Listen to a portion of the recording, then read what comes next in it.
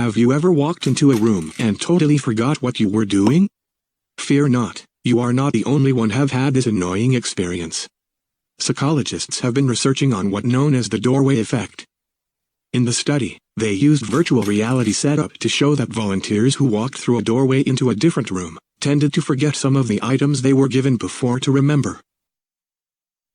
A proposed explanation for this is that our memories are divided into several sections. The memories stored in earlier sections are harder to be recalled. When we walk through a doorway, our memories separate the section that contains critical information. Therefore, our purposes are stuck in the previous section, making us forget what we are doing.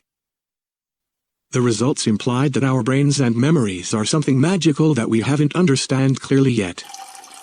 Recent experiment about this topic found that people who walked through a doorway into an identical room displayed no impact on the memories. Researchers suggested that perhaps there are not enough changes of the environment to create a significant memories boundary.